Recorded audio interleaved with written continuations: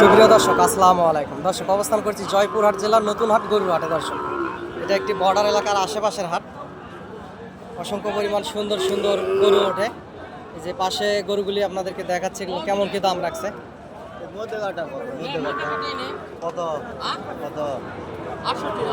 দর্শক, 68,000 উনি চাওয়া দাম। এখানে দরদাম করে নিতে হবে। 65, 68 এরকম ওনাদের চাওয়া দাম। 3 পিস গরু। এবং এই পাশের এটার কত দাম? চাচা, এটা কত দাম রাখছেন? কত দাম রাখছেন? লাস্ট বেচা কিনা কত চাচা?